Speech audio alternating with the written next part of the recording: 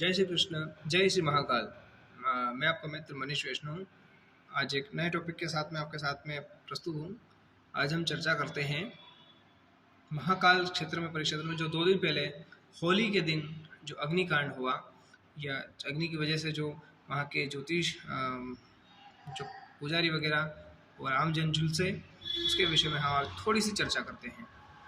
ये जो चर्चा है सामान्य नहीं है, ये जो विद्वानों और साधु संतों की जो राय है, जो वे पहुंचा नहीं सके, वो मैं आप तक पहुंचा रहा हूँ। कुछ हमारे भी मन की जो विचारधारा है वो है, हो सकता है कितनी सार्थक हो, कितनी सही है, कितनी गलत है, मैं ये नहीं जानता, पर इसकी हम सत्यता तक पहुंचने की कोशिश करेंगे। चलिए हम स्टार्ट करते हैं, उस चीज़ को, उस तथ्य को जानने की कोशिश करते हैं। सबसे पहली बात कि अग्नि स्नान हम इसको बोल देंगे कि महाकाल ने अग्नि स्नान किया। और महाकाल अग्नि स्नान क्यों करते हैं? महाकाल अग्नि स्नान नहीं करते जिन जिन क्षेत्रों में जो जागृत स्थान है वहाँ पर आगजनी होती है। आगजनी से मतलब क्षेत्र जल जाता है, आग लगती है। जहाँ पर अखंड ज्योत जलती है वहाँ पर ये देखा गया है कि एक वर्ष में 1 या 2 बार वो अखंड ज्योत पूरी आसपास की सभी चीज़ों जलाकर भस्म कर देती है।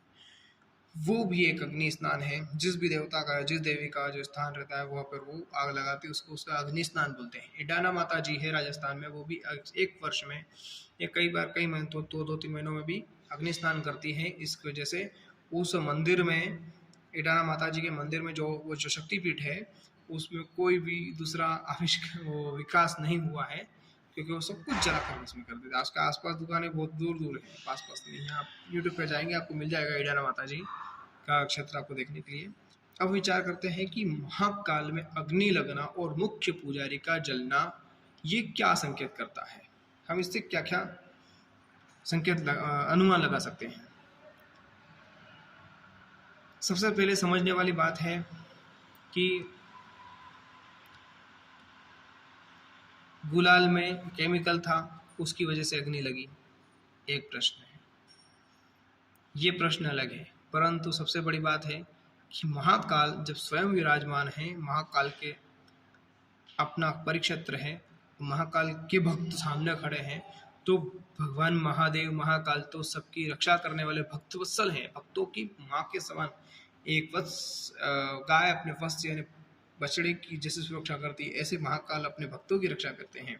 जब वो स्वयं कालों का नाश करने वाले हैं, काल का नाश करने वाले और भक्तों की रक्षा करने वाले हैं, ऐसी कठिन परिस्थिति में भी, ऐसी टाइट सिक्योरिटी में भी उन्होंने अपने मुख्य पुजारी और अन्य भक्तों को जलने क्यों दिया, झुलसने क्यों दिया? विचार करने वाली बात है।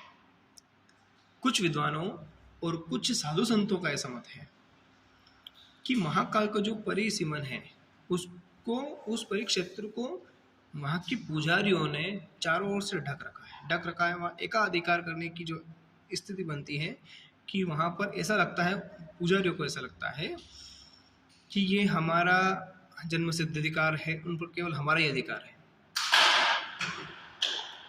दूसरा उसका कारण यह है कि वहाँ पर आम जन जो है, पहले गर्भगृह में जाता था, पूजा करता था, बाहर निकल जाता था। आज गर्भगृह में जाना आपने बिल्कुल बंद कर दिया है, सुविधाओं को देखते हुए, जो भी कुछ रहा हो, कारण हो रहा हो। तीसरी बात, आप महाकाल का श्रृंगार करते हैं, तो भगवान महादेव को जल प्रिय है, ना कि श्रृंगार प्रिय है। श्रृंगार प्रिय विष्णु और तोयम प्रिय शिव, यानी जल प्रिय शिव। शिव जी को अभिषेक प्रिय है, शिवलिंग का सदा अभिषेक किया जाता है। श्रृंगार करके हम जब बिठा देते हैं, तो कोई व्यक्ति बाहर से आ रहा है, उसको महाकाल पर जल चढ़ाना है, और महाकाल आशा करके बैठे हैं कि मैं ये जल ग्रहण करूं, इसके हाथ से स्नान करूं। आपने उसको स्नान कराने नहीं दिया, तो कहीं ना कहीं आप भक्तों की भक्ति को रोक रहे हैं, भक्तों को भगवान से मिलने के लिए रोक रहे हैं। उस परिस्थिति में भगवान महाकाल आपको बता रहे हैं कि यहाँ का राजा मैं हूँ, मैं सबका पिता हूँ, आप हमारे पिता नहीं हैं। अगर कोई पुजारी ऐसा सोच ले, अगर कोई वहाँ का ट्रस्टी ऐसा सोच ले, या वहाँ का मैनेजमेंट करने वाले कोई ऐसा सोच ले कि हम यहाँ पे, ऐसा नहीं है। वो सबके हैं, वो भक्तों के हैं, वो सबको एक समान दृष्टि से देखते हैं। वो पशुपतिनाथ हैं, वो पशुओं पर भी अपनी कृपा करते हैं। तो इंसानों को जो उनके दरबार में आएंगे कि उनसे प्रेम नहीं करेंगे? उनके साथ ऐसा बिहेव न करें कि किसी के साथ अच्छा और किसी के साथ बुरा। उनको धन से तोड़ने की कोशिश ना करें। कैसे? बहुत सारे लोग ऐसा बोलते हैं, पुजारी वगैरह रहते हैं, आइए आपकी मैं पूजा करो तो आप इतने पैसे दे दीजिए, आपकी पूजा हाथ लगन देंगे, आपको आपके बेटे की पूजा करवा देंगे, इस प्रकार से। कि ये क्या सही है? कितना भी बड़ा अधिकारी क्यों ना आए, कितना बड़े व्यक्ति क्यों ना, कितने पैसे क्यों ना, आप एक आम सामान्य भगवान के दर पे हैं, सामान्य जन की तरफ जाइए, भगवान आपको स्वीकार करेगा। आपकी सिक्योरिटी से हम नहीं रोक रहे हैं, आप सिक्योरिटी रखिए अपने साथ, कोई समस्या नहीं है, पर परमात्मा के दर पे सभी समान हैं। आप इस चीज को सोचिए ना। एक चीज। दूसरा, हमने महाकाल को श्रृंगार करके बिठा दिया, एक दोपहर तक वो ऐसे ही श्रृंगार में बैठे रहे। आपकी मर्जी पड़े तब आपको उनको नहला रहे हैं, आपकी मर्जी पड़े तब अभिषेक कर रहे हैं, आपकी मर्जी पड़े तब उस अभिषेक रोक के बैठे हैं, दर्शनार्थी आ रहे हैं, खाली देख देख के उनको जा रहे हैं। तो दर्शन की महत्ता कम और अभिषेक की महत्ता ज्योतिर्लिंग की ज्यादा है, ये बताने की कोशिश हो सकता है कि महादेव ने हमको करी हो, महाकाल ने हमको की हो। कि मुझे आप एक पुतला बनाकर, मुझे खिलौना बनाकर चारों ओर ऐसा मत कीजिए। मेरे दरबार में मेरा आधिपत्य चलेगा और आप भक्तों को मुझे स्नान कराने से नहीं रोकिए। एक ऐसा पहले पाइप था जिसके माध्यम से उसके ऊपर जल धारा गिरती थी और वहाँ से लोग उसको, जल को, जो भी सामग्री लाते थे चढ़ाने की, वो उसमें डालते थे, तरल पदार्थ, और तरल पदार्थ उनके ऊपर आता था, महाकाल का अभिषेक होता था, ऐसा बताया गया है। मैं खुद ने आंखों में देखा गया है, देखा भी है, और हमारे पूर्वजों ने हमको बताया किस प्रकार से होता था। अभी ये चीज़ नहीं देखी जा रही, अभी उनको मर्जी पड़ती है तो स्नान करवाते हैं, नहीं तो नहीं, वो खुद ही करवाते हैं, कब करवाते हैं पता नहीं। क्योंकि अगर आप खुद की पुजारी हैं, अगर आप आके पंडे हैं, पुजारी हैं, तो आपकी सुरक्षा का भार महाकाल का है, आपको मारने का नहीं, आपको तकलीफ देने का नहीं है। हो सकता है आपके कुछ प्रारब्ध ऐसे हो जिसकी वजह से आपको इस प्रकार की तकलीफ मिली, परंतु ये सोचने वाली बात है। चौथा पॉइंट मैं आपको बताता हूँ, वहाँ की व्यवस्था कैसे होनी चाहिए। बहुत सारे विद्वान इसको बोल रहे हैं, चर्चा करते हैं, बहुत सारे साधु संत भी इस पर चर्चा करते हैं, पर वो बात हो सकता है उज्जैन महाकाल जो मैनेजमेंट है वहाँ तक नहीं पहुँच पा रही, प्रशासन तक नहीं पहुँच पा रही, जो वहाँ पे व्यवस्था करता है कि महाकाल की जो उसका क्षेत्र है, गर्भगृह, वहाँ जाने की जो सुविधा होनी चाहिए वो कैसी होनी चाहिए। आपने महाकाल लोग बनाया, कोई समस्या नहीं, बहुत अच्छा बनाया, बहुत सुंदर बनाया, पर गर्भगृह की जो स्थिति होनी चाहिए, मान लीजिए गर्भगृह है, गर्भगृह में यहाँ पे जैसे मंदसौर पशुपतिनाथ में, उसके चारों दरवाजे खुले हैं, इधर से व्यक्ति आ रहा है, इधर चला गया, इधर से व्यक्ति आया, इधर चला गया, इधर से व्यक्ति आया, इधर चला गया, इधर से व्यक्ति आया, इधर चला गया, ये गर्भगृह बीच में, मतलब भीड़ लगने का कोई सवाल ही नहीं, भगदड़ मचने का कोई प्रश्न ही नहीं उठता।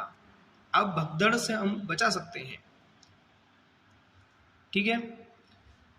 रही बात वहाँ पर जो पुजारी वगैरह हैं, उनको ऐसा लगता है कि ये हमारे ही हैं, दूसरों के नहीं, इन पे हमारा बाप दादा का अधिकार है, हमारा अधिकार है, हमारा बाप दादा पूजा करते हुए आ रहे हैं। ऐसा नहीं है, परमात्मा सबके लिए समान है। आप अपने आप को परमात्मा का सेवक समझें, वो जो भक्त आ रहे हैं उनके लिए अनुकूल परिस्थितियां पैदा कीजिए। अनुकूल से मतलब उनको आप पशु ना समझे, धक्के दे दे के मत निकालिए, उनको दर्शन करने दे, श्रद्धालु हैं, श्रद्धा से आ रहे हैं और भगवान महादेव को वो प्रिय हैं। अब आप एक चीज इसको समझिएगा कि ऐसा लिखा गया है शास्त्रों में कि जो व्यक्ति गंगोत्री यमुनोत्री या वहां से गंगा जल भर कर, हरिद्वार से गंगा जल भर कर वो रामेश्वर में जाता है और रामेश्वरम का जो गंगा जल से अभिषेक कर देता है, उसका मोक्ष हो जाता है। दिखा है? अब कोई व्यक्ति जल भर के न जाने कहाँ से लाए और आपने महादेव को, महाकाल को श्रृंगार करके बिठा दिया। अब आप बोल रहे हैं भगवान का श्रृंगार है, हम नहीं बिगाड़ सकते। तो आपने उस व्यक्ति को अभिषेक करने से नहीं रोका? क्या आपने एक भगवान को, महादेव को, महाकाल को अपने भक्त का अभिषेक स्वीकार करने से नहीं रोका? क्या ये महापाप नहीं है? सोचने वाली बात है। फिर हमारे जो गुरुदेव हैं वो बोल रहे थे कि हमारे गुरुदेव ऐसा बोलते थे, हमारे गुरुदेव के गुरुदेव ऐसा बोलते थे कि शिवलिंग स्वयं में एक स्वरूप है, उसको स्वरूप की आवश्यकता नहीं है, उसको स्वरूप देने की भी आवश्यकता नहीं है। हम वहाँ पर मुख बना देते हैं। शिवलिंग, ज्योतिर्लिंग जो रूप है उसका वो निराकार है, उसको स्वरूप में डालने की कोशिश मत कीजिए।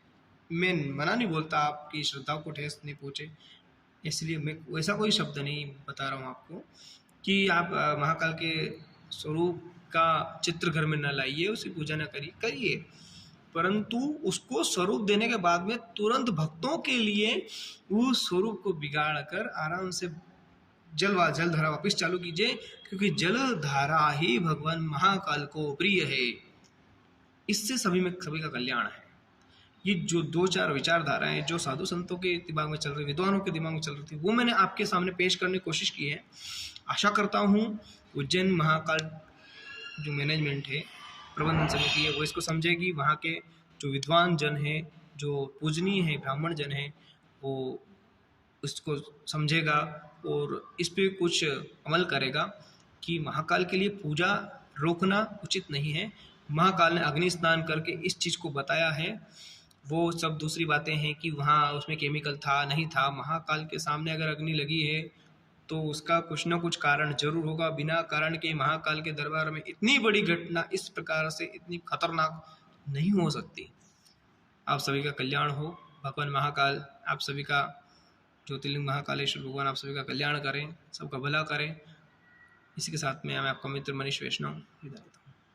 जय सिया राम।